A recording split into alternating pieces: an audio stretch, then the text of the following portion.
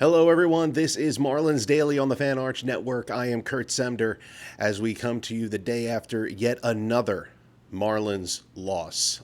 This one not as close as some of the games in Milwaukee, an 8-5 defeat to the Astros to start off this three-game series. And look, this is the worst case scenario coming out of the All-Star break for sure for the Marlins now, as they have now lost a season high 7 games in a row. They've lost all 4 games coming out of the break, and they just haven't looked great in these games. So there's a lot to be concerned about. Positives, let's start with that coming out of this game. Definitely liked what I saw from some aspects of the lineup here. Joe Mack and Liam Hicks both homer in the game. You see kind of what we were talking about with why it's important for a team like Miami to have those guys in the lineup who can, drive the ball out of the ballpark and pick up those guys on base, because the Marlins have no problem getting runners on. It's just bringing them home. And, those home runs kept them in the game in spots where this thing easily could have got out of hand rather early. They rallied late in the game, also good to see. A little bit of a run in the ninth inning against Josh Hader, but ultimately that rally fell short with the tying run at the plate, Liam Hicks popping up, where a 3-run homer would have tied things up. But, what are you going to do? He pops up and they lose 8-5. Jansen Junk started in this game, and let's start talking about what concerns us here. Junk started this game, and he ran into some real trouble in the second inning. The walks got him. That is something that hasn't been an issue for him usually, but it was an issue for him in this game last night. And the walks came back to bite him. Jeremy Pena hits a grand slam, which, yes, let's be honest, I think they mentioned it during the broadcast last night's game. That ball is not a home run in most ballparks, but in Houston it is. And in this case, it was a grand slam that just barely got over the fence. Jordan Alvarez hits 2 home runs in this game. Only one of them was off of Junk, the other off of Lake Bacher, who, we talked about yesterday's show, is really struggling as of late. And here he gives up yet another run coming out of the bullpen. So he's really running into some issues as of late. But, Miami now at a season high 7-game losing streak. They've given back a lot of the goodwill that they built up with that 6-game winning streak before that.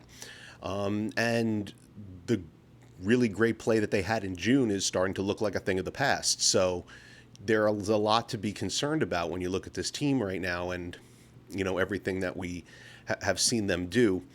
And one of our viewers mentioned that in our last video, mentioned that the season is a long one, and you can't go too high, you can't get too low. I agree with that, but right now is a low. I mean, this is not what you wanted from a team that was starting to make you think that they could have higher expectations for this season. And they still have plenty of time to turn it around. There's a lot of baseball left to be played, but right now they're not playing well, and they're dealing with an awful lot that they're going to have to overcome.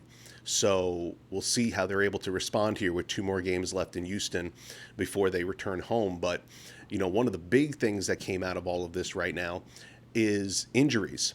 And injuries are an issue for this team right now, whether it be Otto Lopez, who missed his 2nd straight game with a finger injury. Hopefully he's able to get back out there sooner rather than later. But the big news and the big injury that they're dealing with right now, all-star pitcher Max Meyer going to the injured list with a neck strain. This was announced yesterday before the game, and this is a big loss for the Marlins. They have had really 3 very strong pitchers in their rotation between Meyer, Alcantara, and Yuri Perez since he's come back, and now they're down to 2. And for Meyer, he's out with a neck strain. Clayton McCullough says there's no timetable as of right now for his return. Going to have to wait and see what the tests show. But this is a problem. This is a guy who has really helped to carry this team, and somebody that they've come to rely on. and they're not going to be with him. They're going to be without him now for a couple of weeks here, in a very crucial part of the season, which we'll talk about a little bit more in just a bit. You know, Clayton said that Max first felt the neck discomfort in his start against Seattle, which was his last start before the All-Star break, and due to that, that was the reason why they'd made the decision to give him the extra rest and to not have him start on the Sunday before the All-Star game, to not have him pitch in the All-Star game. And okay, that's convenient, I think. That might be the case. That might be exactly what happened, but I don't know why they didn't just come out and say that.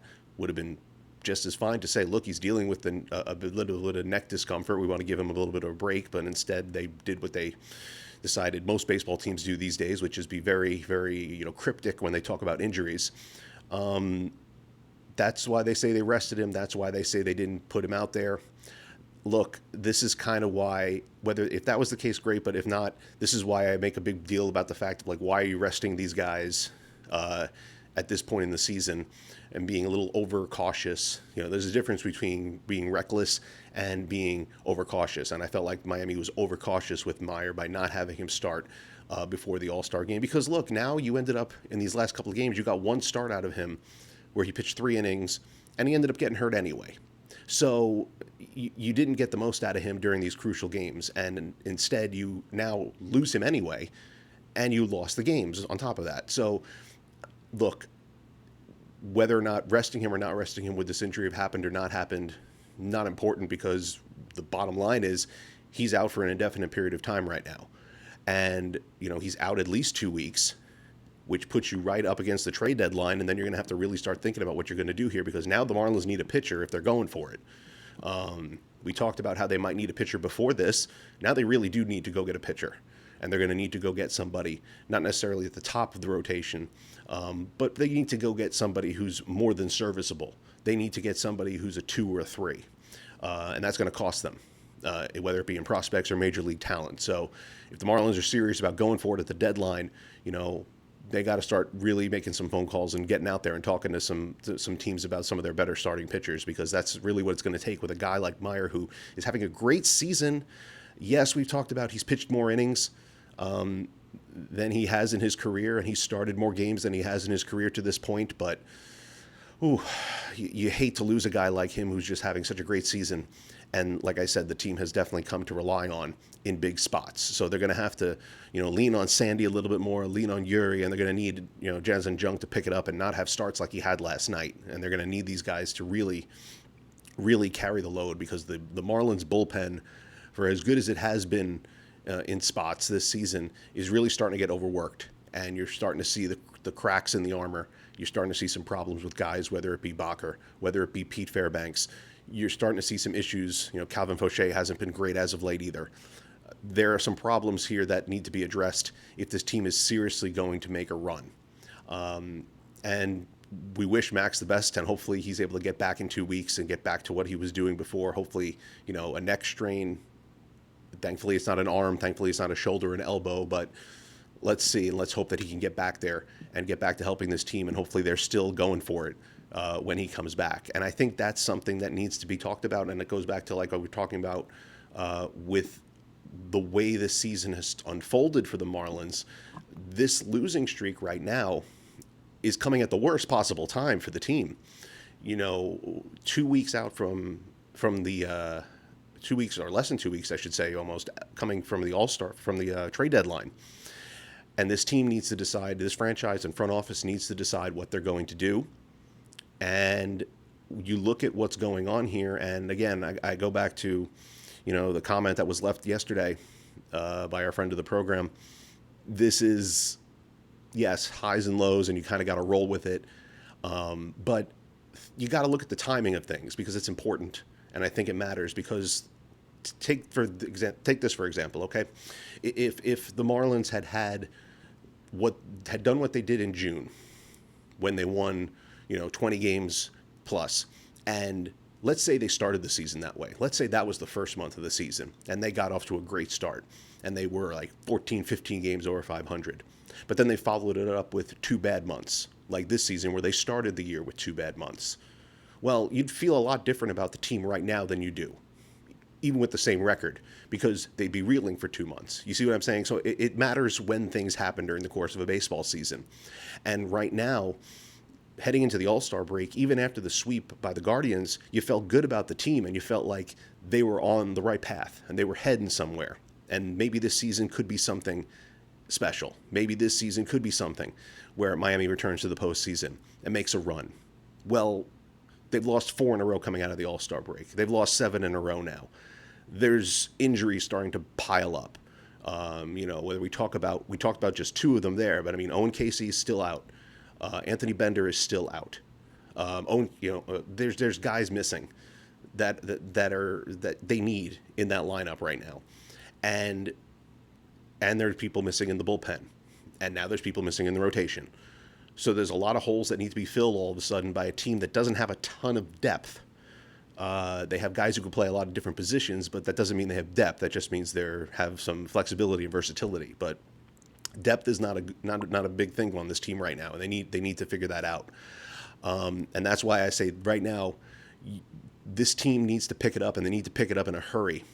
These next 8 games are crucial for them. Whether we talk about somehow figuring out a way to get 2 out of 3 in Houston before they come home, before they return home for some big games here. As I'm just looking at some of my notes here as we look ahead to what they've got coming up here. They've got some, big games, as I mentioned, coming up here on the road to here in the first half here, whether we talk about showdowns and big games that are ahead with San Diego and Philadelphia. These are huge games coming back here in Miami after Houston. Games they're going to have. And I thought they had to have before any of this happened. Now they're really going to need to have them. And Philly's playing really well. San Diego is starting to put things together a little bit in the wild card race. So look, it's all right there in front of Miami.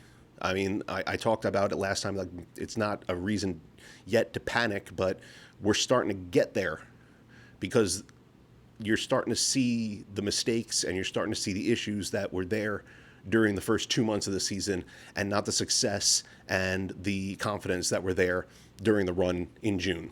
So Clayton McCullough's got to figure out a way to pull this team together.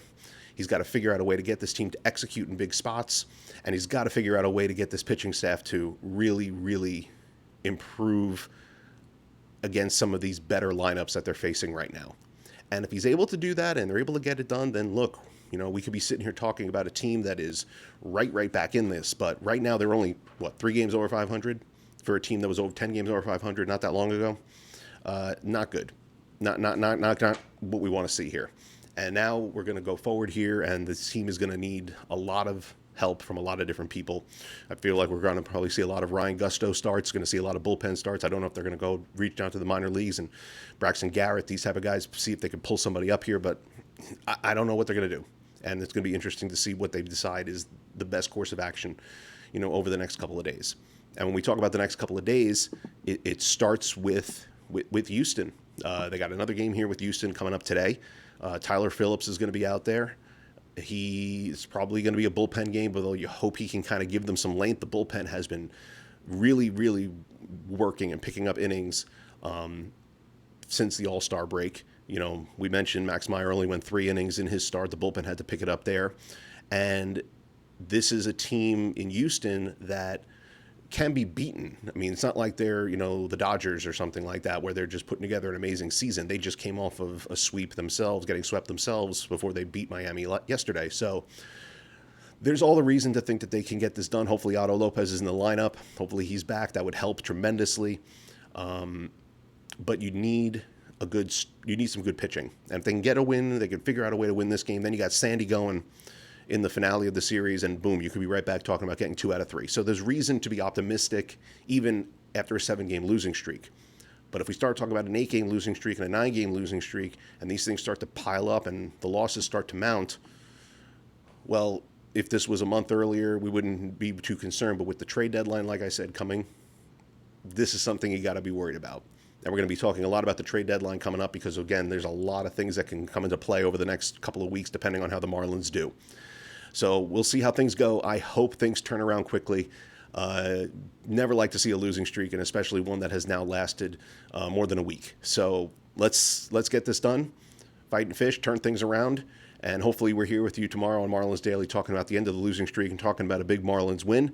Either way, though, stay with us. Make sure you like and subscribe right here on YouTube on the Fan Arch Sports Network, and leave us plenty of comments here. Love seeing the comments on the videos and love talking to you about what you think about how the Marlins are doing so far here as we make our way towards the end of July. And again, hopefully better days are ahead and better days are coming up soon. We'll see you all tomorrow.